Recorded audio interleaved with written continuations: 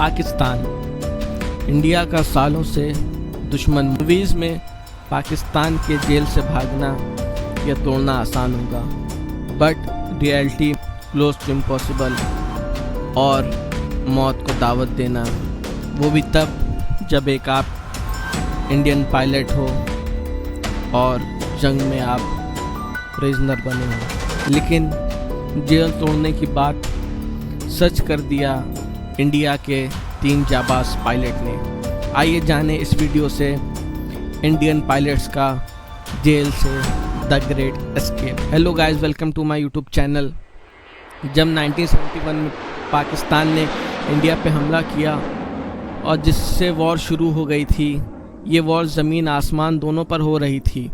इसी वॉर में लाहौर के ईस्ट में मौजूद ज़फ़रवाला वॉच टावर, जो इंडिया के लिए काफ़ी मुश्किल खड़ा कर सकता था क्योंकि वहाँ से अमृतसर तक निगाह रखना आसान था, तो इंडिया ने उस वॉच टावर को तबाह करने का प्लान बनाया और ये जिम्मेदारी दी गई one of the most important airbase Adampur airbase के 26 फाइटर्स को।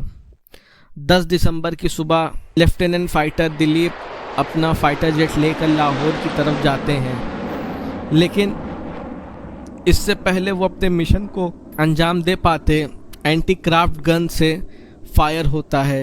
एंटी क्राफ्ट गन वो गन्स होती हैं जिससे प्लेन्स को शूट आउट किया जाता है, और उस गन का एक गोला उनके जेट से टकराता है और फाइटर जेट में आग लग जाती है।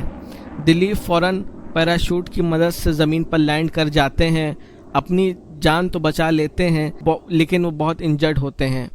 और जैसे ही वो लैंड करते हैं तो पाकिस्तानी अवाम उनकी तरफ आ गई दौड़कर और उन पर हमला बोल देती है, उनकी वर्दी फाड़ देती है, उनका सामान चुरा लेती है और बहुत मारपीट करती है, जिसकी वजह से दिलीप बेहोश हो जाते हैं। तभी पाक आर्मी का ऑफिसर आता है और उनको भीड़ से बचा कर ले जाता है। और जब दिलीप को होश आता है तो वो रावलपिंडी एयरबेस के एक कोठरी में कैद थे।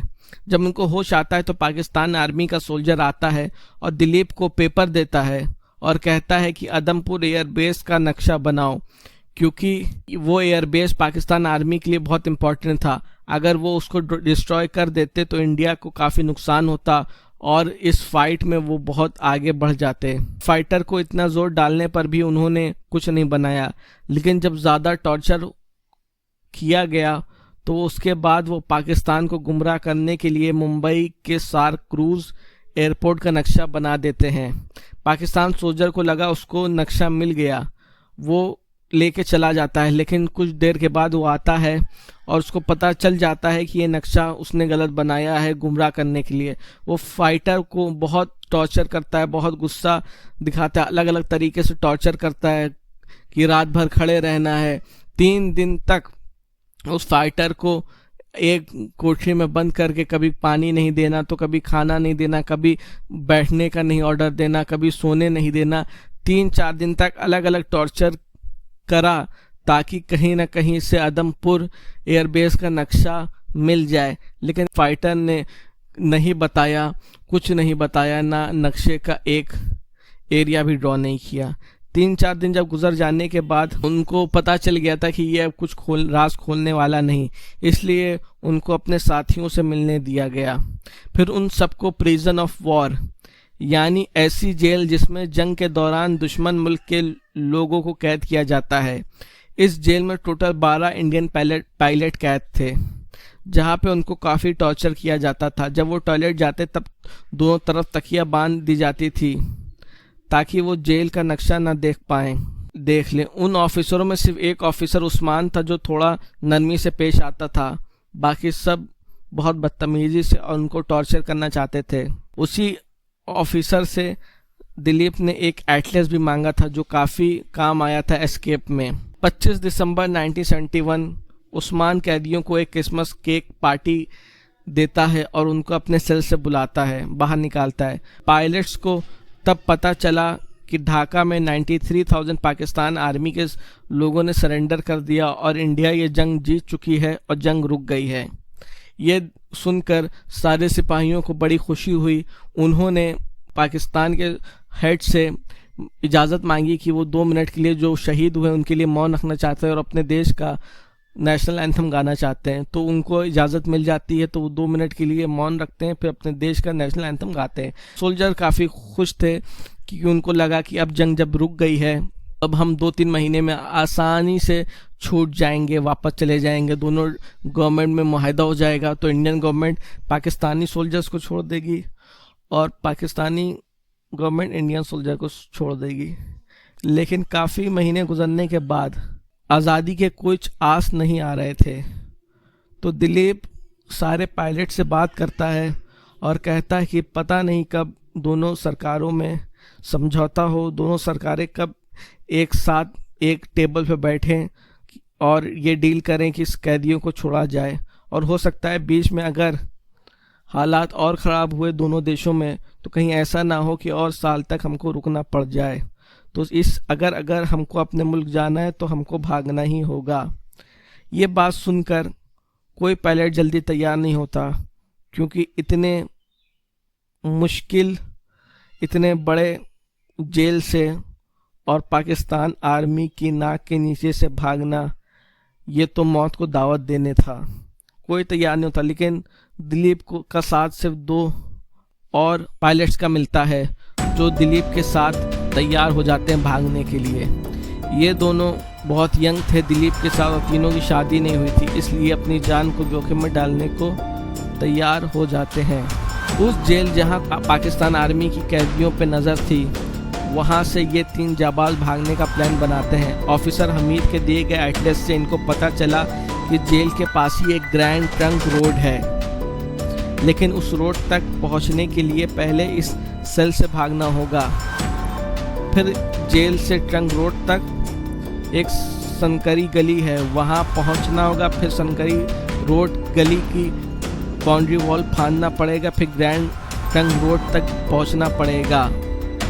और ये लोग इंडो पाक बॉर्डर से वापस नहीं जा सकते, क्योंकि वॉर के बाद वहाँ पे बहुत ही ज़्यादा टाइट सिक्योरिटी होगी और बहुत ज़्यादा ही बॉर्डर क्लोज होंगे, इसलिए उस बॉर्डर से जाना बहुत ही मुश्किल होगा। इसलिए वो प्लान बनाते हैं कि इंडो पाक बॉर्डर्स के बजाय पाकिस्तान से अफ़गानिस्तान बॉर्डर पे जाएं, ताकि अगर हमने पाकिस्तान बॉर्डर पहुंच गए तो वहां से इंडिया जाना हमारे लिए बहुत आसान हो जाएगा। तो तीनों एक फुल प्रूफ प्लान बनाते हैं कि यहाँ से हम लोग रावलपिंडी से ग्रैंड ट्रंक रोड होते हुए पेशावर जाएंगे और पेशावर से अफ़गानिस्तान रास्ता रट लेते हैं। लेकिन इस रूट तक पहुंचने के लिए उनको सनकरी रोड गली में पहुंचना पड़ेगा और सनकरी रोड क्रॉस करने के लिए उनको ये जेल क्रॉस करना होगा और जेल क्रॉस करने के लिए उनको अपना पहला सेल निकालना होगा। तो फैसला करते हैं कि ऐसा सेल देखें जहां पर सिक्योरिटी कम हो और कंपाउंड की वॉल से करीब हो। तो ये जब गौर करते हैं तो सेल नंबर 4 एक ऐसा सेल था जहां पे कैदी को रखा जहां जाता है और जहां पर सिक्योरिटी कम होती है, वहां पर पाकिस्तानी गार्ड ज़्यादा नहीं होते और वहाँ से कंपाउंड की दीवार भी करीब है। तो ये फैसला लेते हैं कि किसी तरह उस सेल में शिफ्ट हो जाए। हालांकि जेल शिफ्ट करना इतना आसान नहीं होता, तो वो लेकिन दिलीप के चार्म और दिलीप की बातचीत से उसने काफ़ी गार्ड से दोस्ती कर ली थी, इसलिए उसने उनको समझाया कि सेल नंबर 4 बड़ा है, उसमें हम सुकून से रह सकते हैं, इसमें रह नहीं पाते, सही से सफोकेशन होता है। काफ़ी समझाने के बाद पाकिस्तान आर्मी का गार्ड मान जाता है और तीनों को सेल नंबर 4 पे भेज देता है और उनके साथ एक और साथी इंडियन पायलट को भेज देता है। हालांकि वो इस एस्केप में के प्लान में शामिल नहीं थे। अब सेल नंबर 4 तो मिल गया, लेकिन सेल नंबर 4 से बाहर जाएं कैसे?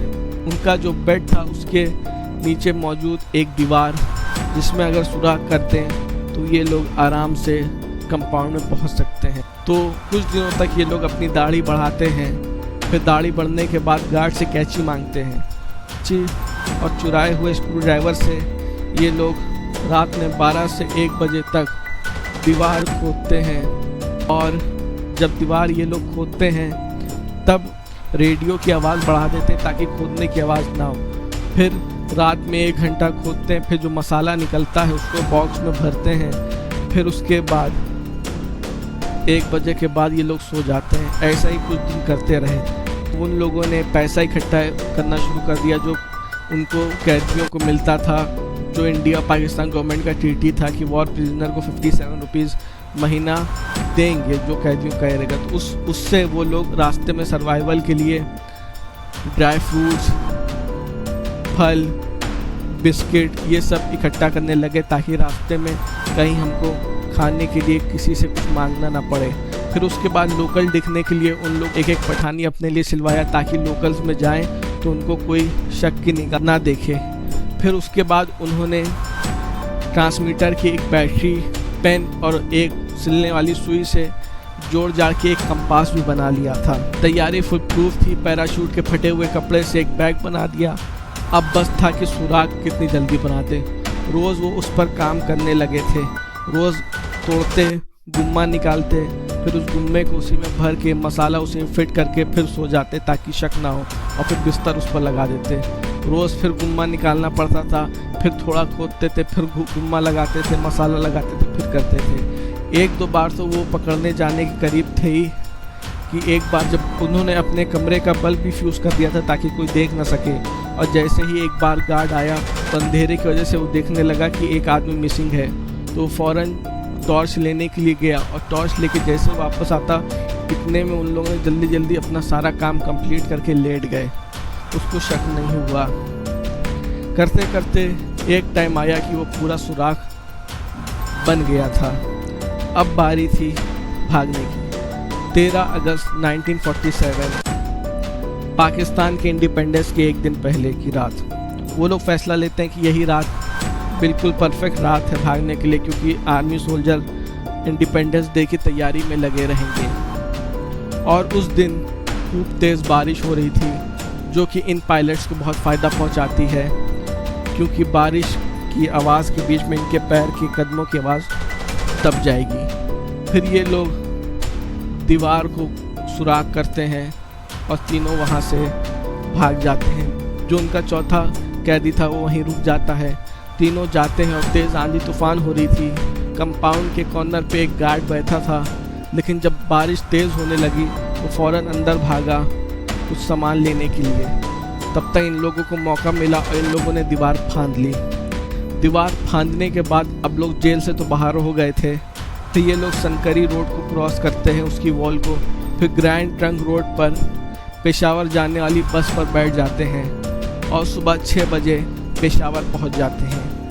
पेशावर पहुंचने के बाद अब इनको यहाँ से एक टांगा लिया जमरूद रोड जाने का, और फिर इन लोगों ने अपनी आइडेंटिटी एक ईसाई बताई, क्योंकि अगर मुसलमान बताते तो इन पे शक होता, क्योंकि इनको कलमा नहीं आता।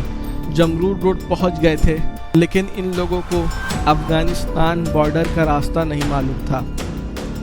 इनको एटलस के मुताबिक यही मालूम था कि लंडी खाना रेलवे स्टेशन के पास अफ़गानी बॉर्डर है, तो एटलस में उन्होंने याद कर लिया था। तो फिर वो एक चाय की टपरी पे जाते हैं और चाय वाले से पूछते हैं कि भैया यहाँ पे लंदी खाना रेलवे स्टेशन कहाँ है। वहाँ चाय वाले और भी साथी लोग मौजूद थे, उन लोगों को मालूम नहीं था ये कहाँ है, क्योंकि ये नाम पाकिस्तान आज़ाद होने से पहले ब्रिटिश सरकार ने उसको बनाया था, उन्होंने वो नाम रखा था, फिर उसके बाद चेंज हो गया। ये लोग पूछ रहे थे लेकिन किसी को नहीं मालूम। तब लोगों को शक हुआ कि आप कहाँ से आए हैं, तो ये लोग कहने लगे कि अरे हम लोग पाकिस्तान एयरफोर्स से हैं और यहाँ पे छुट्टियाँ मनाने आए हैं, इसलिए रास्ता पूछ रहे हैं। तभी पाकिस्तान तहसील का एक तहसीलदार भी वहाँ मौजूद था, वो और सवालात करने लगा। और इन लोगों ने जब उन लोगों को शक तब हुआ क्योंकि उस टाइम बांग्लादेश आज़ाद हुआ था और पाकिस्तानी फॉरनर पर बहुत शक करते थे कि कहीं ये बंगाली तो नहीं, तो उन लोगों को हुआ कोई ये बंगाली तो नहीं। तो वो जो ज़्यादा सवाल पूछने लगे तो इन लोगों ने हम पाकिस्तानी आर्म फोर्स के पायलट्स हैं, हम लोग घूमने आए हैं। तो कहना अगर आप उन लोगों को शक हुआ कि अगर पाकिस्तानी आर्म फोर्स के पायलट्स हैं, स्टेशन पे भीड़ इकट्ठा हो जाती है। दिलीप देखता है कि भीड़ बड़े गुस्से में है। सबको शक था कि कहीं कोई बांग्लादेशी जासूस तो नहीं।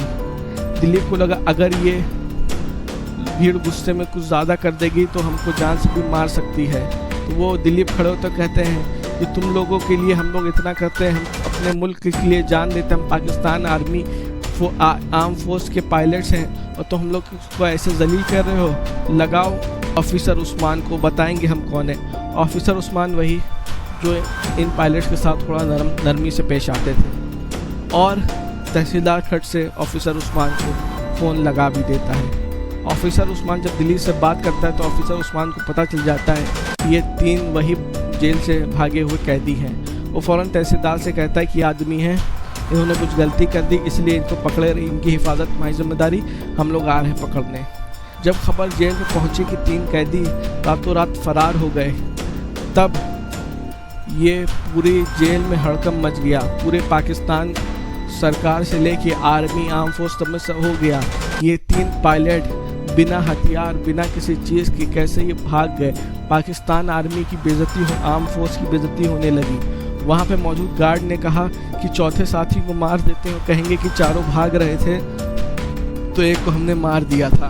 लेकिन पाकिस्तान के ऑफिसर हेड ने कहा कि नहीं, उनको पता चल गया है कि ये लोग कैसे भागे हैं। फिर आर्मी जाती है, उन तीनों को पकड़ के ले आती है। हालांकि ये अफ़गानिस्तान नहीं पहुंच पाए, लेकिन इनकी हिम्मत कि रावलपिंडी से पेशावर ये बात जब फैली, पाकिस्तान आर्मी की, पाकिस्तान सिक्योरिटी की बहुत थू-थू हुई।